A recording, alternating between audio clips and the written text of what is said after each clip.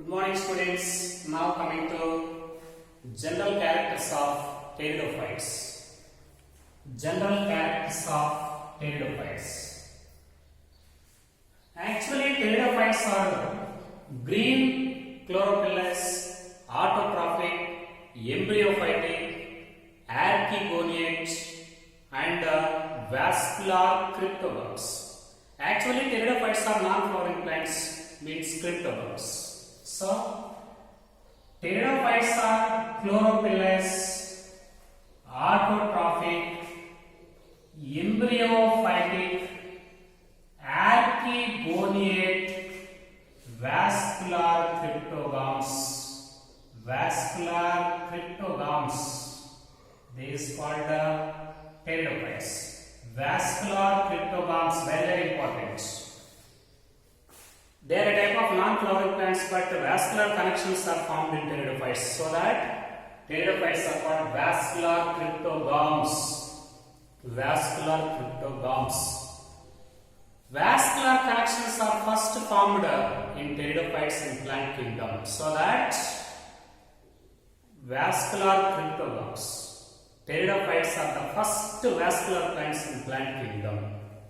Vascular cryptogames. Now coming to the point, actually these include horse tails,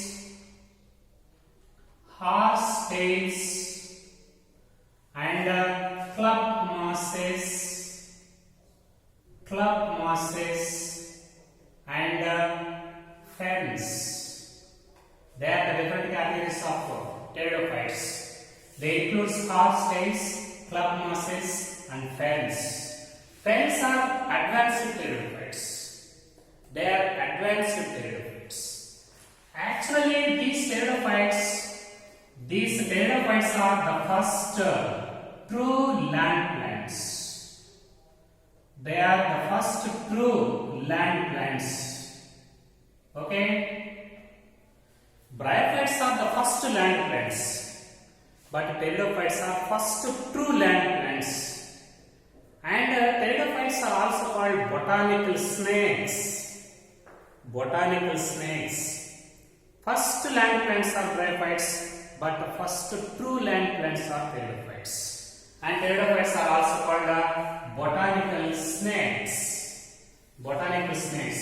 Generally, these pteridophytes they are present in very cool, moist, shady, and damp localities.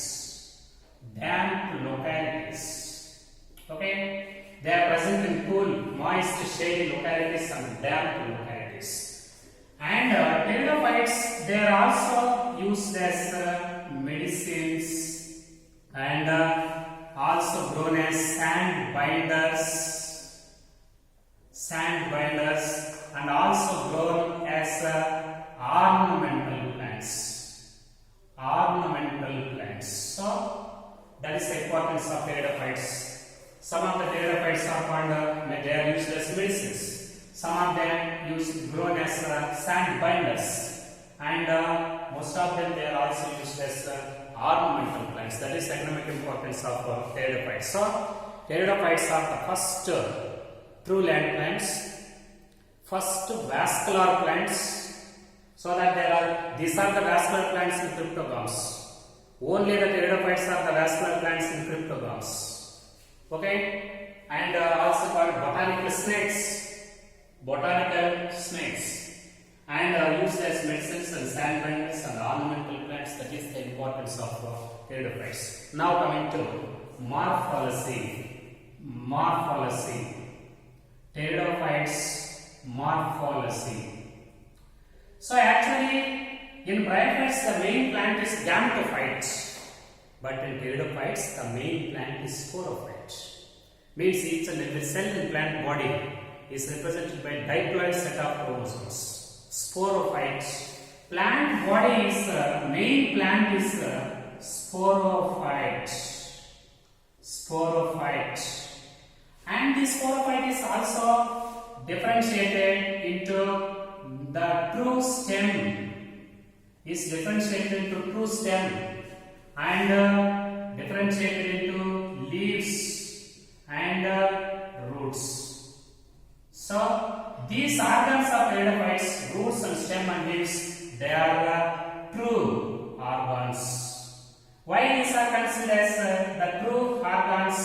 because they contain vascular connections. Vascular tissues are there.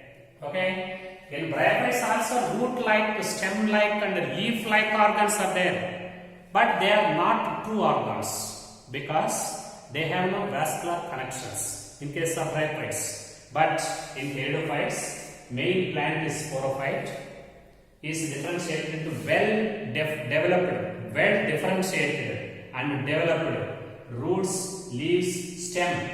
These organs, they are true organs because they contain vascular tissues. In this way, sporophyte is well differentiated into roots, stem and leaves. But what about the roots in pteridophytic plants? Roots, generally these roots are adventitious roots. They are adventitious roots. Very primitive type of root systems. Just two root systems are established in pteridophytes so that they are adventitious. But what about the stem? Stem is very well developed and transverse section of stem. It is represented by three parts. Epidermis is represented by three parts. Epidermis and cortex and stele. Epidermis, cortex and stele. So here, this stele, it is of four types. Steles in pteridophytes are four types. There are total four kinds of steles in pteridophytes. Different kinds, so means total four types of steles are available in pteridophytic plants. The first type of stele is called the protostele. Protostele. Okay? Protostele. Here, central xylem. Xylem is present at the center. Central xylem. And surrounded by phloem. Central xylem is surrounded by phloem. The stele in which the xylem is present at the center and surrounded by phloem. Centrally located xylem is surrounded by phloem. Such type of stele is called this is protostele. Like this here, this is xylem. Okay, this is xylem. This is xylem and surrounded by phloem. This is phloem. In this type of protostele, centrally located xylem is there. This is xylem and this is phloem. Centrally located xylem is surrounded by phloem. That is called protostele. Now coming to the second type of stele, this is cyphanostele. Cyphanostele. So cyphanostele means medullated protostele. Medullated protostele. Okay, this is also a type of protostele, but medulla is present at the center. Medullated protostele. This is medulla. Okay, this is medulla, and medulla is surrounded by xylem. This is xylem, and xylem is surrounded by phloem. So this is medulla, this is xylem, this is phloem. What's the difference between these two types of steles? One medullated stele, one is protostele and cyphanostele. In protostele, medulla is absent. Only xylem and phloem is there. But what about cyphanostele? This is also a type of protostele, but medulla is present at the center. Centrally located medulla, surrounded by xylem and surrounded by phloem. This is called cyphanostele. Now coming to another one, solenostele. Solenostele. So this solenostele is also a type of cyphanostele, but it contains leaf gaps. Many leaf gaps. Cyphanostele with leaf gaps. Cyphanostele with leaf gaps. Cyclostele with this is cyclostele with leaf gaps. For example, this is cyclostele.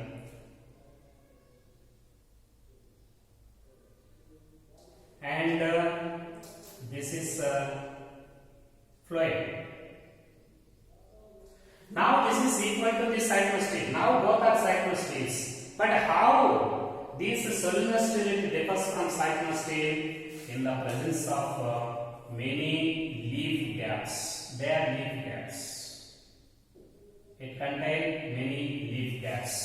So this is medulla, this is xylem, this is phloem, this is leaf gaps.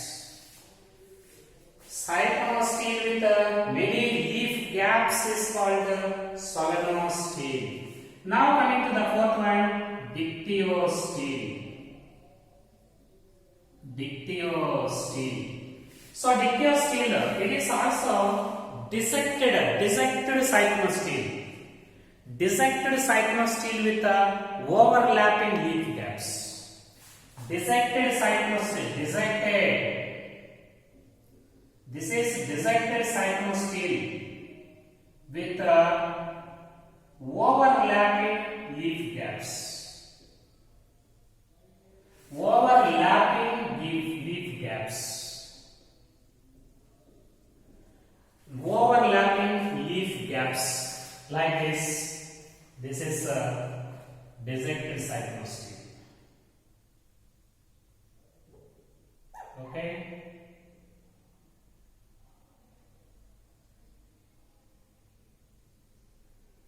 And this is medulla and xylem and leaf gaps.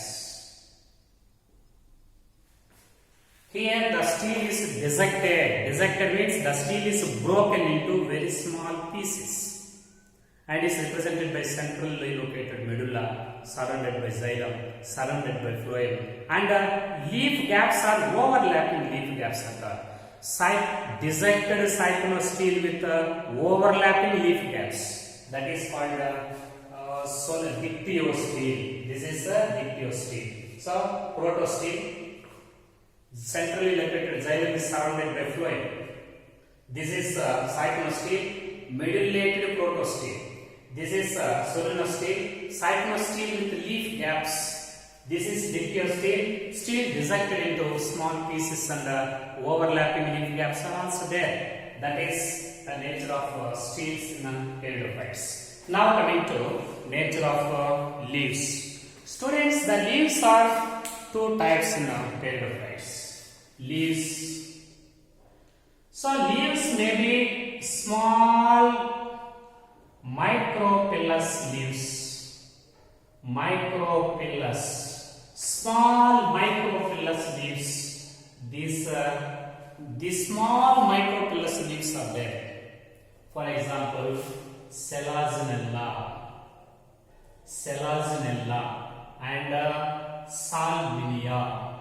Selaginella and Salvinia.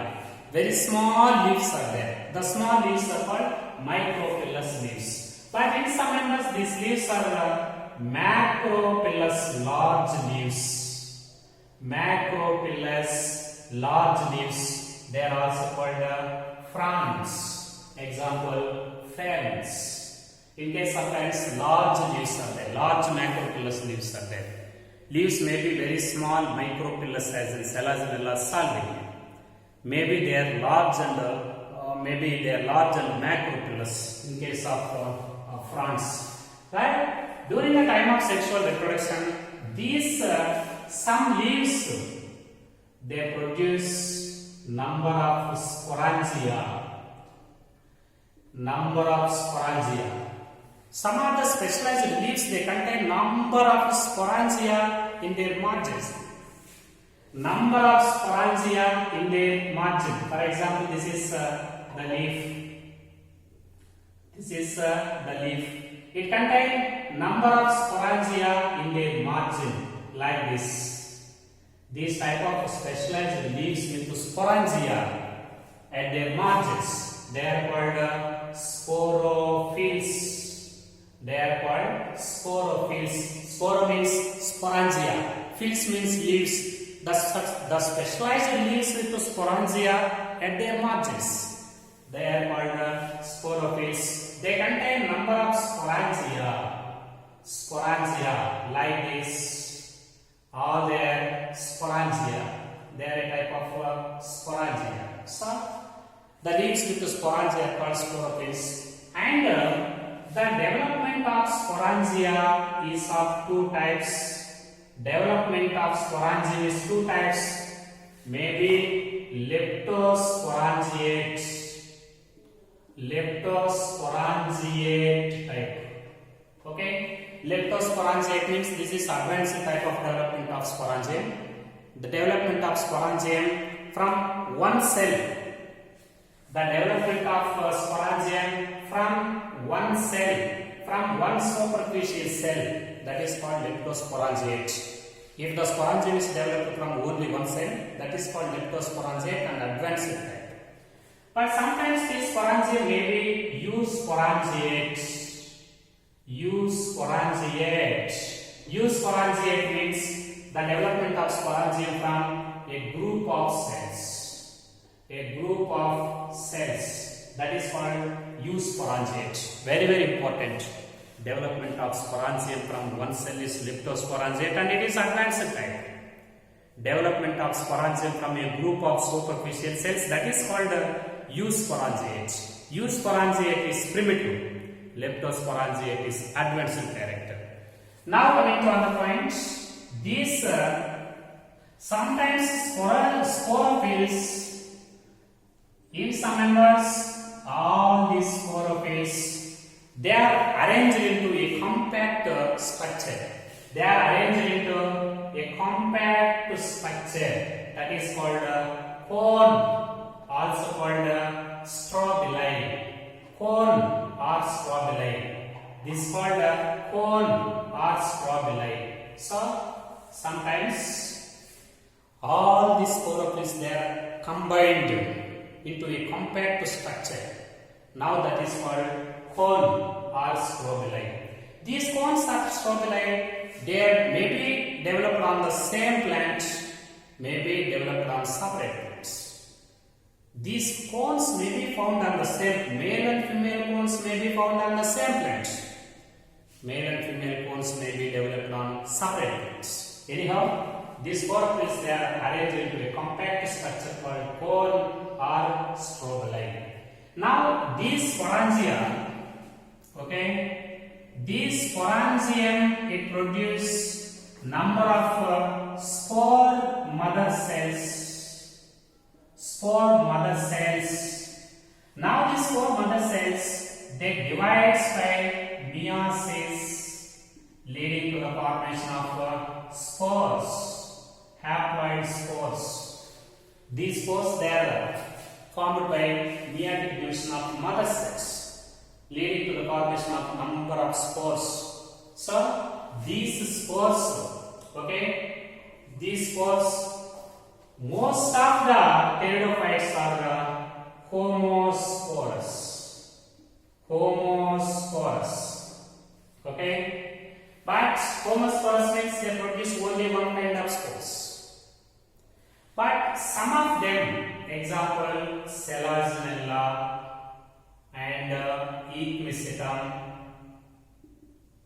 Selaginella, Equisetum, they produce two different kinds of spores, that is called heterosporous. Heterosporous produce two types of spores, microspores and macrospores. Microspores and megaspores. Micro and megaspores. Anyhow, most of the pteridophytes are homosporous. They produce only one kind of spores by meiosis. But rarely in Selaginella and Equisetum, there are two different kinds of spores. One type of spores are microspores and other type of spores are megaspores. Formation of two different kinds of spores called microspores, megaspores is called heterospores. Hetero means different. Two different spores are formed. But most of the pteridophytes, they are homosporous. Now, this haploid spore, it germinates.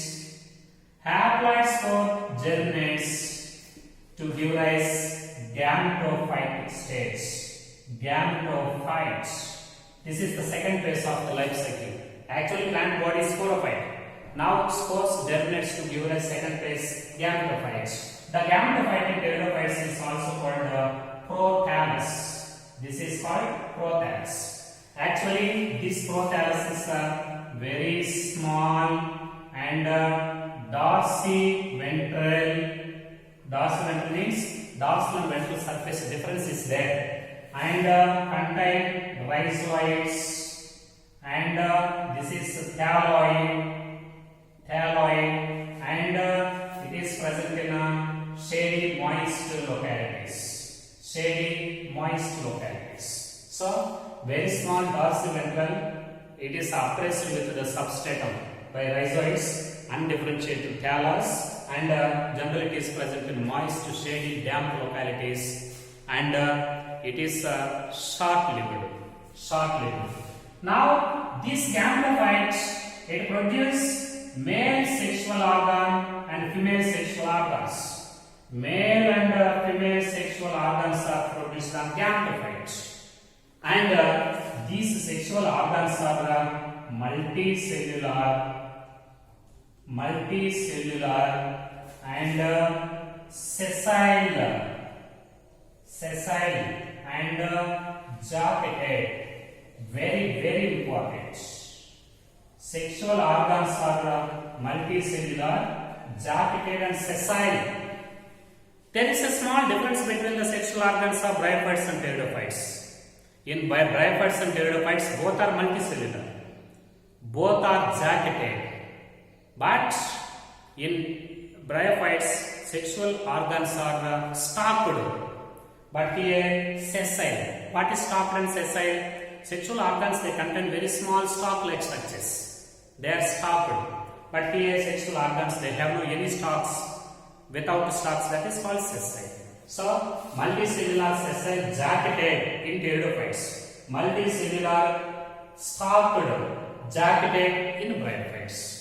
And the male sexual organ is antheridium. It produces number of antherozoids, male gametes. And female sexual organ is archegonium. It contains only one female gamete. Male and female gametes are fused to form the zygote. After fertilization, zygote is formed. So, fusion is zooidogamy. Zooidogamy, and resulting in the formation of zygote. Zooidogamous type of sexual reproduction is there. Zooidogamy means, already you know this point in previous class, zooidogamy means the fusion between small motile male gametes with a large stationary egg cell. That is called zooidogamy, resulting in the formation of a zygote. Here, actually these gametophytes, they retain. Gametophytes retain on these new sporophytes, very important. Gametophytes, they retain on parental sporophytes. New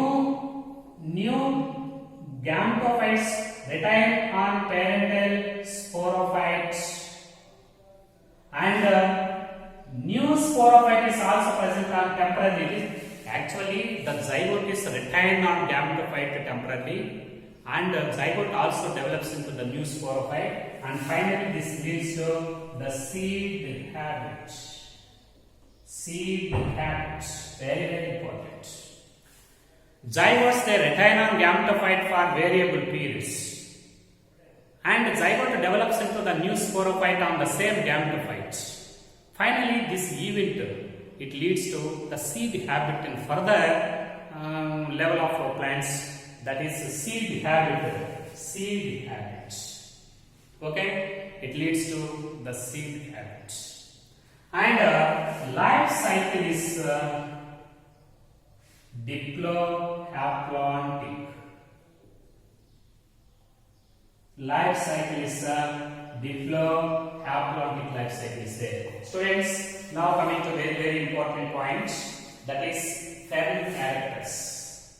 Fermi characters, very important. Fermi characters. Okay, these pterophytes, these Fermis, they show different characters. Fermi characters. One is rhizomatous stem. Stem is rhizomatous stem. This is underground stem that grows horizontal inside the soil. Rhizomatous stem. And it also contains succinate vernation. Succinate vernation. What is succinate vernation? Young leaves, they coiled like water springs.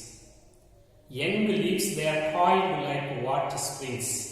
Such nature is called succinate vernation. Is common in young leaves.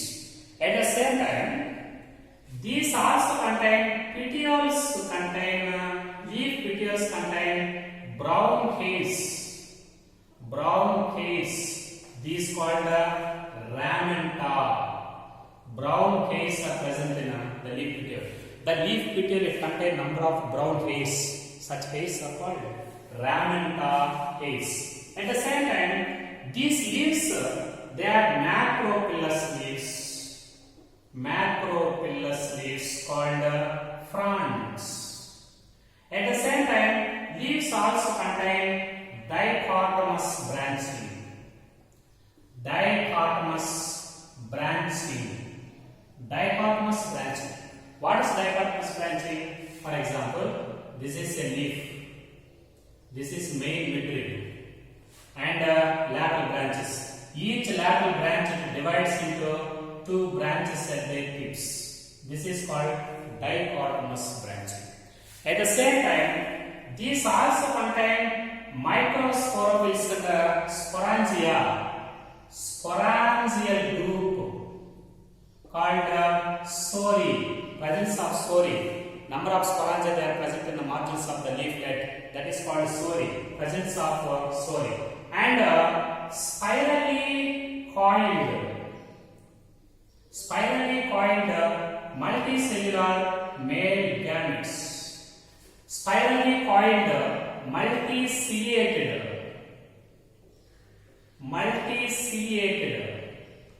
spirally coiled multiciliated male gametes is also one of the this is also one of the Fermi character. At the same time, inducium. Presence of inducium is also Fermi character. What is inducium? The group of sporangia, they are covered by a protecting layer of its own.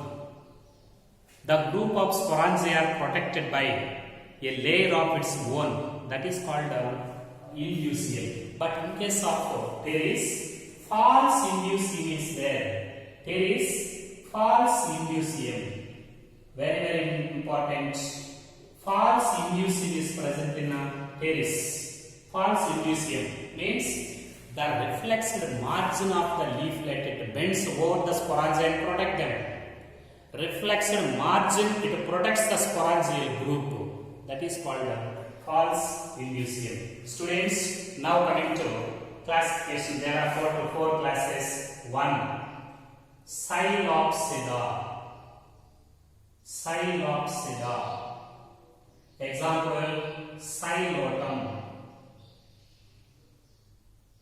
Example, Psilotum. Okay. Second one, Lycopsida. Lycopodium and Selaginella. Lycopodium and Selaginella. Lycopodium and Selaginella. And Spinoxida. Equisetum. Spinoxida, Equisetum. And Pteropsida. Pteris. And Dryopteris. And Adiantum.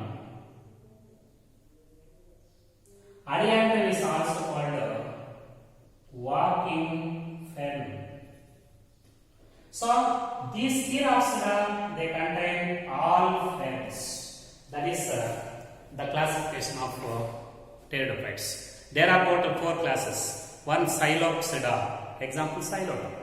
2 Lycopsida, example Lycopodium selaginella. 3 Sphenopsida, Equisetum. 4 that is Pteropsida. All ferns are placed under the class of Pteropsida. What are examples for ferns? Pteris, Dryopteris, Adiantum. Adiantum is also called walking fern.